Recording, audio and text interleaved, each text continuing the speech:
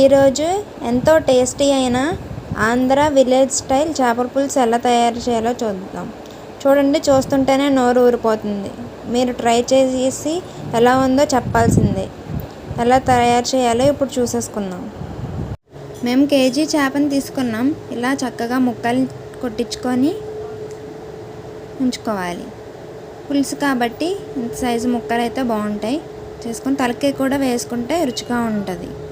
ప్రాసెస్లోకి వెళ్ళే ముందు ఒక 100 గ్రాముల చింతపండు నానబెట్టి పక్కన పెట్టాలి. నెక్స్ట్ ఒక 4 పచ్చిమిర్చి చీల్చుకొని పెట్టుకోవాలి. తర్వాత మనం కేజీ చేప ముక్కలకి ఒక 3 మీడియం సైజు ఉల్లిపాయలు తీసుకొని కట్ చేసి పక్కన పెట్టాలి.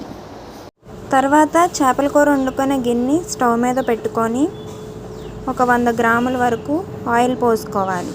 కేజీ చేపలకి 100 గ్రాముల నూనె. ఇప్పుడు తరిగిన ఉల్లిపాయలను వేసుకోవాలి. ఉల్లిపాయ, పచ్చిమిర్చి కరెక్ట్గా మీరు ఈ కొలతలతో చేసుకోండి. చాలా అంటే చాలా బాగుంటుంది. ఎప్పుడు వేరే స్టైల్తో చేసుకొని ఉంటారు, ఈసారి ఆంధ్ర స్టైల్లో చేసుకోండి. ఎలా ఉందో కామెంట్ చేయండి.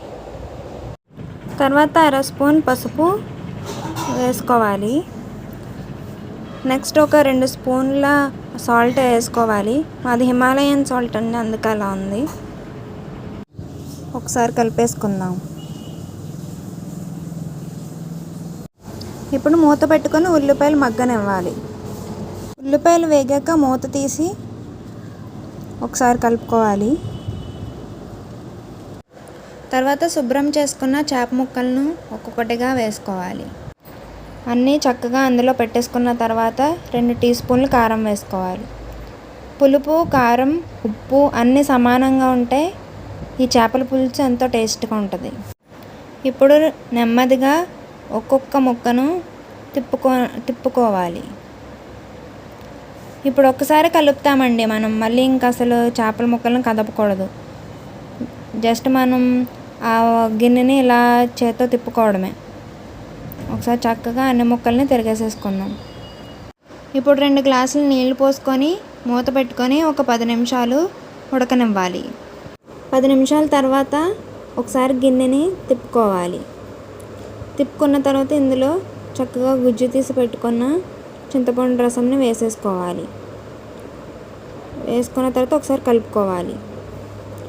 ఒకసారి కలిపేసుకున్న తర్వాత మూత పెట్టి 10 నిమిషాలు ఉడకనివ్వాలి. తర్వాత ఇందులో మసాలా కోసం జీలకర్ర, ఒక పాయ వెల్లుల్లిపాయ తీసుకొని ఒక చిన్న అల్లం ముక్క తీసుకొని పేస్ట్ చేసుకోవాలి. 10 నిమిషాల తర్వాత మూత తీయాలి. చూడండి ఎలా మనకి దగ్గర పడాలి పులుసు అనేది. ఇప్పుడు మనం ఆల్రెడీ పేస్ట్ చేసి పెట్టుకున్న వెల్లుల్లిపాయలు, అలాగే జీలకర్ర, చిన్న అల్లం ముక్క, పేస్ట్ చేసిన మసాలా ఇందులో వేసుకోవాలి. అన్ని మూలల్లో వేసుకోవాలి మనం, ఎందుకంటే గరిటెతో కలపం కాబట్టి అది మొత్తం చేప ముక్కలకు పట్టాలి కాబట్టి అన్ని మూలల్లో వేసుకోవాలి. ఆ మసాలా ప్రతి చేప ముక్కకి పట్టేలాగా గిన్నెని కదుపుకోవాలి. మసాలా మొత్తం ఆ కూర నిండా కలవాలి. చూడండి, అలా వీడియోలో చూపిస్తున్నట్టు కలుపుకోవాలి. కలుపుకున్న తర్వాత ఇప్పుడు ఒక 5 నిమిషాలు నూనె తేలేంత వరకు ఉడికించుకుందాం. దీనికి నూనె పైకి తేలితేనే దీని టేస్ట్ అనేది మనకు తెలుస్తుంది. ఇప్పుడు మనం మూత పెట్టేసుకుందాం. ఇప్పుడు మూత తీసి ఒకసారి చేప ముక్కలను కదుపుకుందాం. ఇంకా 1 నిమిషం అయితే మనకి చేపల పులుసు రెడీ అయిపోతుంది. ఇప్పుడు 1 నిమిషం మూత పెడదాం. చూడండి, 1 నిమిషం తర్వాత ఎలా ఉందో.